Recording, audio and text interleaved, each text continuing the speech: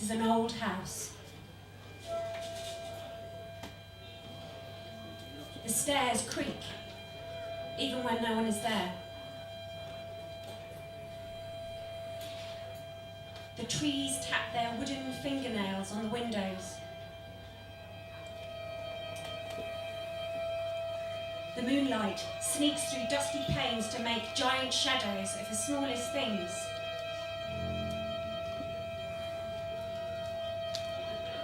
This is an old house.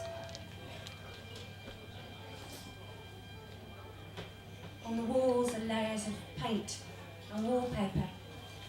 If you peeled away, you could visit the past, when this room was a nursery, a maid's garret, a store cupboard, a bedroom of a maudlin teenage boy, when the fashion was for Gothic patterns on silk paper, for neutral cream hydros paint, the scribbles of toddlers, crooked houses, cloudy trees, fat sunshine, all painted over.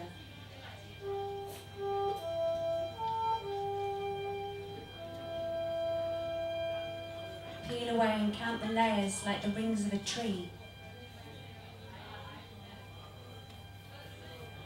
Peel away and you might find me.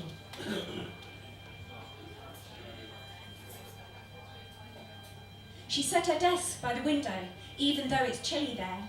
Jack Frost runs his icy finger down her pale cheek, and she pulls on her cardigan, rubs her hands, sips whiskey, strokes the cat who never stays for long, not after his food's gone.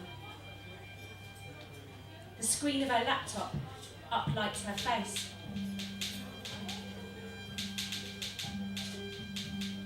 She thinks of her deadline. She gets a rush of adrenaline, a stab to the heart. She sips her whiskey. She's used to company. This self-imposed exile was supposed to inspire her. No phones, no music, no internet, no distractions. She has company. She has me.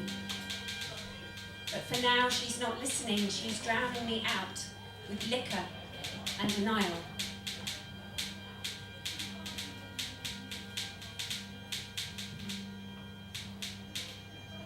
She tiptoes around the truth.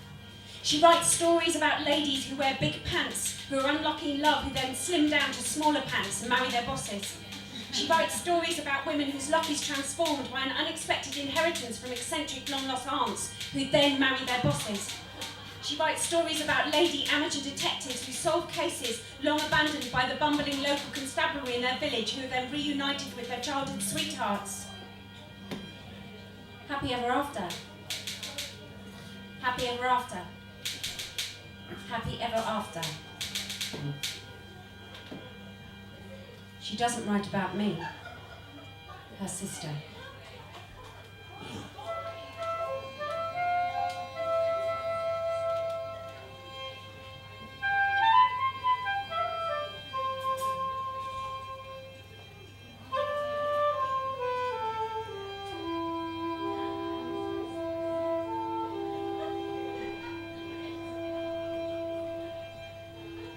The house reminds her of our games. We made tents out of bed sheets and hunted lions in our fireplace Africa. We made perfume by destroying Mum's roses and soaking them in bowls of water. We made spells out of food colouring and fish food and shells. We cursed people when we were witches, and we tried to change our neighbour into a frog. The games were always up to her. She told the stories. She was good at making things up, and I did whatever she said. Including when she told me to disappear. Skamoosh. Be gone.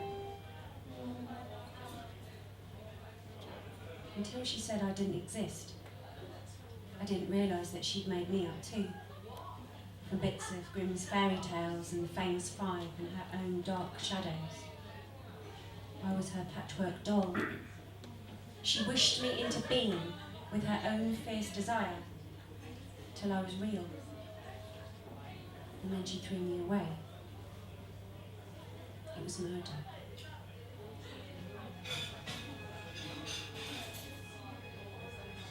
There are 1,000 million realities, I whisper in her ear, as she itches the lobe.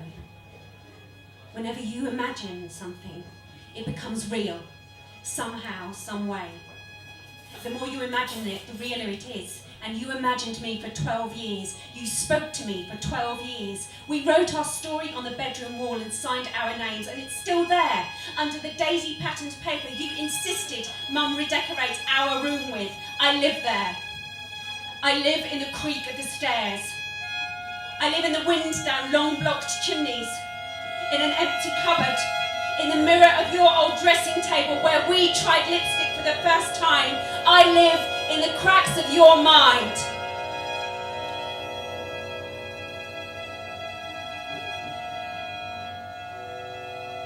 I exist because you once believed in me, just like the old gods.